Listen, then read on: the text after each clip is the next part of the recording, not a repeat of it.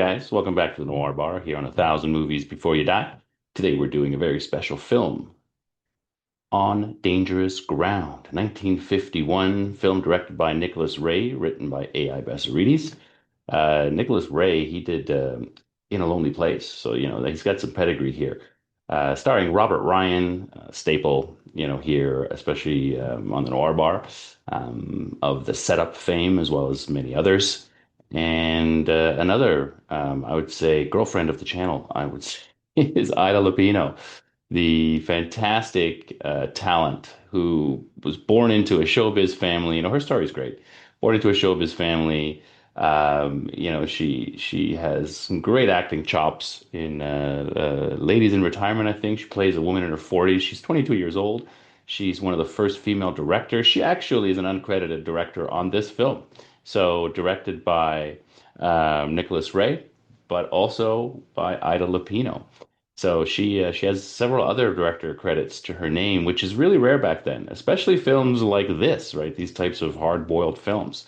So she was fantastic. Also a staple of noirs. Ward Bond is in this. Ward Bond is fantastic. So this film is a great juxtaposition of setting. That's what this film is all about, right? We start off in the gritty streets of New York. Our main character is Jim Wilson, played fantastically by Robert Ryan. And we meet him. He's just tearing New York a new one, right? This guy is beating up suspects, beating confessions out of people, beating information out of them. His captain, played great by Ed Begley. Everything he does is great. Basically is warning him throughout, and finally he's had enough. He's beaten up one too many guys. He's got a great scene before he's about to beat the snot out of this guy in this little apartment where he's like, why do you make me do it? You know you're going to talk. You know you're going to give me the information. Why do you make me beat it out of you? It's just like lamenting having to beat this guy. It's really great. And so they've had the captain, has had enough with this guy, and he basically sends him to upstate New York to a small town where there's a little girl has just been murdered and they're looking for the killer. And he basically sends him up there to cool his jets, right? So it's wintertime, so he's going to cool off up there, both figuratively and literally. And so he heads up there, and we actually what's cool in the setup, what's really cool in the setup, is we see him and his partners, right? He's got a couple of partners that he goes out on patrol with. The one guy, he's got a family life, and you see him sort of leave his family. The other guy has this sort of girlfriend that doesn't want him to leave right when it's time for him to go to work. So we kind of see all three of their morning routines, right? So the one guy's got his family, and he's got his wife and his kids around, and then he goes off to work, and the other guy has this wife, I think, or maybe his girlfriend, I don't know, but she really doesn't want him to leave, and she's like hanging on to him, saying, "Oh, I'm gonna miss you." And then you see him go off to work, and then you see Robert Ryan. He's just sitting all alone in this apartment with really nothing of decoration, right? And he's just studying pictures of of perpetrators, this police like lineup book. And so, very quickly in a very clever setup, his character is beautifully shown, right? He's a guy who has nothing else going on in his life other than police work. And because he deals with the seediest people and he is involved in the worst types of crimes, it has completely turned him into an a-hole. And you have his partners, say this to him, and he's basically says, what kind of life is this to one of them? And the guy's like, well, it's not a life. Like, it's a job, and we go home and we have our lives there. We have our families. And that's his problem. He has no other life. This is his life, and it's just filled with scumbags and losers and rip-off artists and murderers. And it's changed him. He's become a bitter, angry man, and he's taking it out on the people that he's supposed to be protecting, but also the the criminals who, I mean, at this point, they're not convicted. They're just suspects, and he's beating the snot out of them. So he's set up as a pretty angry guy. Now we don't. He's not a guy that we hate from the start. We just see him as flawed. And the guys he's beating up are, we know they're bad guys, so it's not like he's beating up little old ladies or anything. But we could see it's excessive. So when he gets sent upstate, yeah, we think it's probably a good idea. This guy cools his jets. But when he gets up there, I mean, he lands himself immediately in this murder mystery. I'm not going to spoil it from here on. That's the setup, right? As soon as he gets up there. So it's the beginning there is very quick in New York.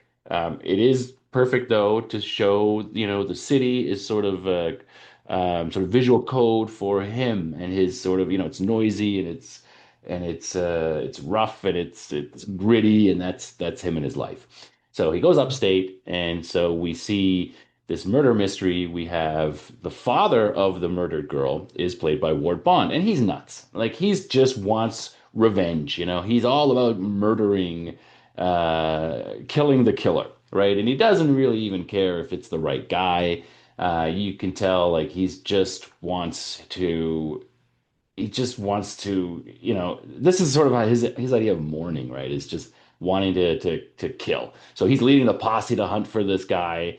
And then he sort of, has no patience really for Robert Ryan, who's trying to find out who the right person is. He's doing some police work, which this guy doesn't have much interest in. And so it's interesting here because we have this new character who is just as nuts and over the top as Robert Ryan was back in New York. So it's almost like he can see himself, what he was like. But this guy has a reason for it. His daughter was killed, right? So he's a father who's taken this route as his, way of mourning. And so we understand his character, we can see he's over the top. And so we have these two crazy men looking for this killer, and one is a deranged father who just wants revenge, and the other is a deranged cop who is also looking for the killer, and but wants to make sure he's got the right one. He's doing some police work, and during one of the chases where they're chasing this guy through the countryside, and these chase scenes are really cool. Like we're seeing just vast open spaces and mountains and country. It's really it's cold. So, you get this very different from what we saw at the beginning. And then we meet Ida Lupino's character. So yeah, as they're hunting for this guy, they end up they lose him near this cottage, sort of in the middle of nowhere, and that's Ida Lupino's place. And so now we have these three characters, and a lot of the action and everything sort of now unwinds in this small town, but more specifically around Ida Lupino's house.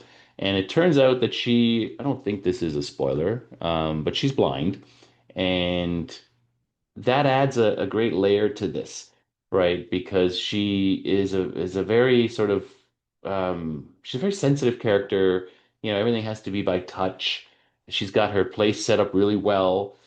So she can kind of walk around her place. But Ward Bond has very little patience for her. So, Robert Ryan starts to sort of tell him, to chill out, basically, right? And he's accusing this woman of hiding the person and all this stuff. So the backdrop is they're hunting for this killer.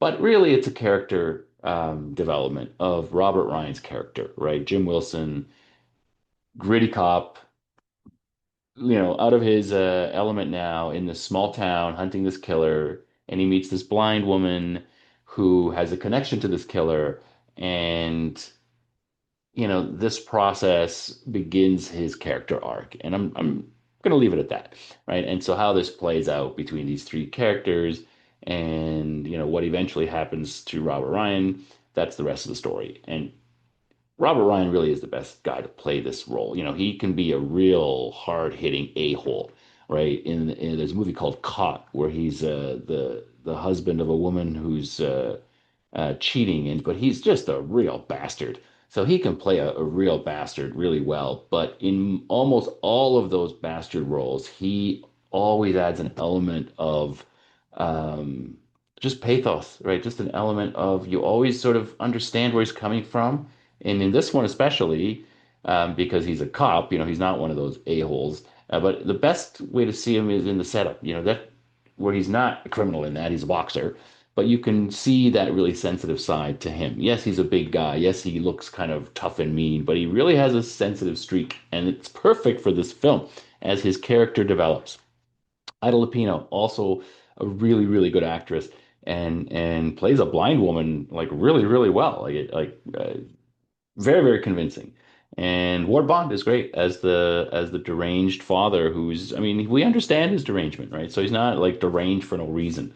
And we have, these three characters and just shaken up and creates this pretty cool drama amongst the cold, and bleak environments as they're chasing this killer around. I think you're really going to enjoy this from 1951, starring Ward Bond, Ida Lupino, and the amazing Robert Ryan on Dangerous Ground. Get busy watching or get busy dying.